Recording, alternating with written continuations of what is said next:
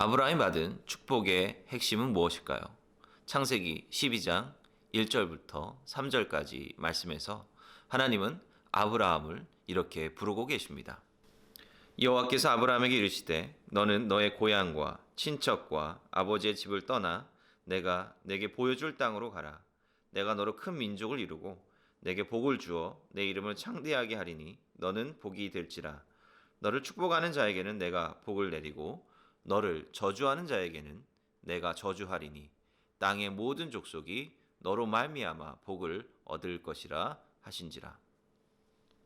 하나님이 아브라함에게 주셨던 명령은 아브라함이 살던 곳을 바로 떠나가라는 것입니다. 여기서 나타나는 하나님의 계획은 아브라함을 통해서 땅의 모든 족속이 복을 받게 하는 것입니다. 여기서 말하는 복의 핵심은 세상의 경쟁의 논리에 따라 우리를 판단하는 그런 세상의 가치가 아니라 우리 모두를 고귀하게 창조하신 하나님의 섭리를 깨닫게 되는 것입니다. 이 진리를 선택받은 자들을 통해서 사람들에게 전하는 것이 하나님의 바로 계획입니다. 그러면 어떤 자들이 선택을 받는 것일까요? 하나님께서 아브라함에게 주시는 그 명령 안에 힌트가 있는 것 같습니다. 성경에 하나님의 명령, 가라라는 표현은 히브리어로 레클레카입니다. 이 문장은 그냥 가라라는 의미라기보다는 네 스스로 결단하여 가라의 의미를 함축하고 있습니다. 창조 때에 인간에게 주어졌던 자유의지. 대부분의 사람들은 이 자유의지를 하나님과 같이 되고자 하는 데에 사용했다면 하나님은 이 자유의지로 스스로 하나님의 뜻을 따르는 그런 사람들을 선택하신다는 것입니다. 또한 하나님은 철저히 분리를 강조하고 계십니다. 아브라함이 익숙하게 여겼던 땅, 그가 오랫동안 터전을 이루며 살았던 땅으로부터 분리되어야 한다. 하나님은 바로 이것을 명령하고 계십니다. 아브라함이 명령받았던 분리라고 하는 것은 단순히 물리적인 분리는 아니었습니다. 아브라함이 살았던 우르는 오늘날의 이라크 남부 지역으로 티그리스강 유역에 위치해 있는 곳입니다. 두말할 것 없이 큰 강 유역에 있는 이 땅은 풍요로 넘쳐나는 그런 지역입니다. 다시 말해 인간의 능력으로 얼마든지 잘 살아갈 수 있는 땅이라고 하는 것입니다. 하나님은 인간의 생각으로 예측이 되고 계획할 수 있는 이 땅을 떠나서 정말 예측되지 않고 하나님의 도움 없이는 살아갈 수 없는 그 땅으로 정처 없이 떠나라고 명령하고 계십니다. 그래서 신약 성경의 히브리서 기자는 아브라함의 믿음에 대해 이렇게 설명해 주고 있습니다. 믿음으로 아브라함은 부르심을 받았을 때에 순종하여 장래의 유업으로 받을 땅에 나아갈새 갈 바를 알지 못하고 나아갔으며. 하나님의 선택받은 자가 된다는 것은 그만큼 책임이 따르는 일이었습니다. 아브라함의 삶은 시험의 연속이었습니다. 가나안 땅에 들어왔을 때 그는 살 땅을 오랫동안 찾지 못했습니다. 성경은 아브라함이 남방으로 점점 나아갔다라고 적고 있지만 사실 남방이라고 하는 곳은 오늘날 이스라엘 남쪽의 네게브 사막을 말하는 것입니다. 바로 이곳은 사람이 살 수 없는 죽음의 땅입니다. 아브라함은 땅에 대한 약속을 하나님으로부터 받았지만 그리고 믿었지만 그 죽음의 땅으로 넘어가기 직전에야 마지막 오아시스 지역이었던 브엘셰바에 간신히 정착하게 되었습니다. 또한 자손에 대한 약속도 받았지만 인간적인 노력으로 얻은 이스마엘을 사막으로 내쫓아야만 했습니다. 성경은 절대로 선택받은 자의 삶을 미화하지 않습니다. 그리고 그 있는 그대로의 모습을 보여주고 있습니다. 아브라함은 평생 동안 고뇌해야만 했고 오랫동안 하나님의 때를 기다려야만 했습니다. 그리고 아브라함은 일생일대의 시험을 받게 됩니다. 그 일 후에 하나님이 아브라함을 시험하시려고 그를 부르시되 아브라함아 하시니 그가 이르되 내가 여기 있나이다. 여호와께서 이르시되 내 아들 내 사랑하는 독자 이삭을 데리고 모리아 땅으로 가서 내가 너에게 일러준 한 산 거기서 그를 번제로 드리라. 창세기 22장 1절은 본래 하나님의 의도를 이야기하고 있습니다. 그것은 바로 아브라함의 믿음을 시험하시기 위함이다라고 하는 거죠. 성경을 읽는 우리들의 입장에서는 하나님의 의도를 알고 그 이야기를 읽어 나갈 수가 있지만 이야기 속에 아브라함은 절대로 그 의도를 알 수가 없습니다. 욥기 역시 욥에게 닥친 의로운 사람 욥에게 닥친 그 어려움이 본래 하나님의 시험이었음을 알려주고 이야기를 시작하고 있습니다. 그러나 이야기 속의 욥도 아브라함처럼 이러한 사실을 알지 못합니다. 그래서 사람들은 인과론, 모든 결과에는 바로 그 원인이 있다라고 하는 사람들의 논리입니다. 바로 이 인과론에 의존해서 욥의 잘못이 무엇인지 캐내려고 합니다. 욥이 무언가 잘못을 했기 때문에 벌을 받고 있다라고 하는 것입니다.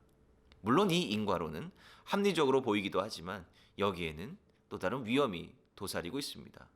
왜냐하면 인과론은 우리가 다른 이들의 삶을 함부로 판단하는 기준으로 작용하기 때문에 그렇습니다. 욥이 결론적으로 깨달은 것은 우리의 인식력은 한정적일 수밖에 없고 하나님의 섭리를 절대로 우리의 머리로는 이해할 수 없다라고 하는 것입니다. 하나님은 21장 2절에서 다시 아브라함에게 스스로 결단하여 모리아산으로 가라. 히브리어로 레흐레카라고 하죠. 라고 말씀하고 계십니다. 모리아산 그 자체에 중요한 의미가 있습니다. 모리아라고 하는 이름은 야훼께서 가르쳐 주실 것이다 라는 의미를 가지고 있습니다. 하나님께서 아브라함에게 명하셨던 정말 도저히 따를 수 없는 명령, 내 아들, 내 사랑하는 독자 이삭을 바치라는 명령의 의미가 무엇인지 나중에 가르쳐 주실 것을 암시하고 있는 것입니다.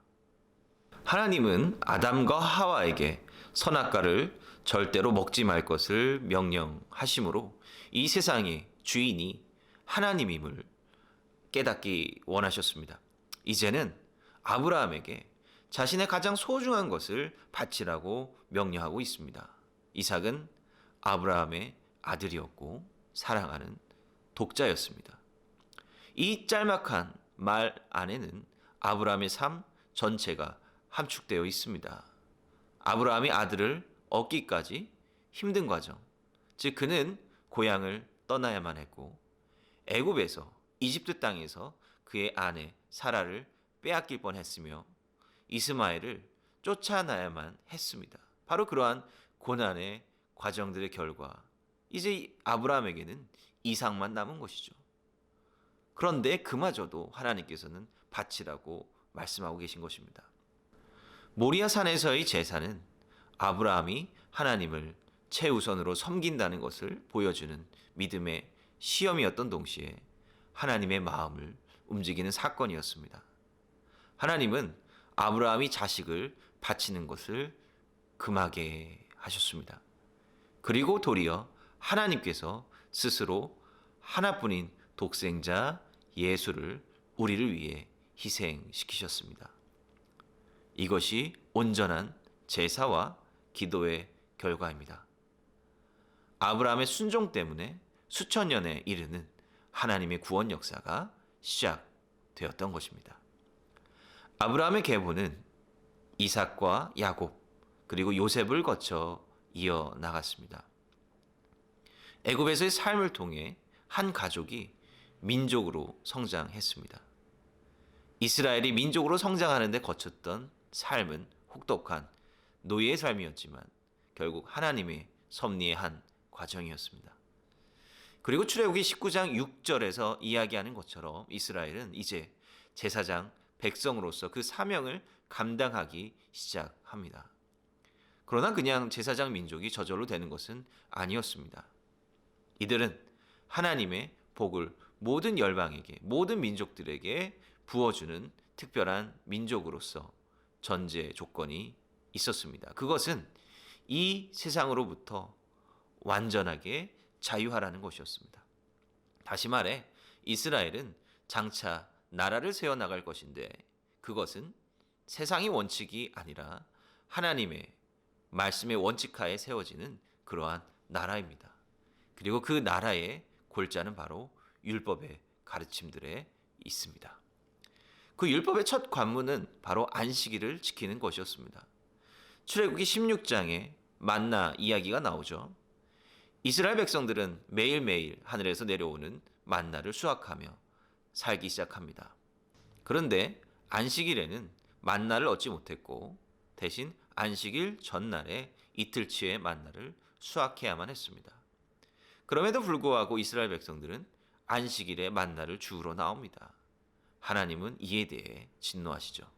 중요한 것은 왜 이스라엘 백성들이 만나를 주우러 나왔냐라고 하는 것입니다. 이스라엘 백성들은 오랫동안 노예 생활을 통해 그야말로 노예 근성이 뼛속까지 박힌 자들이었습니다. 쉬는 것이 어색할 수밖에 없었던 것입니다.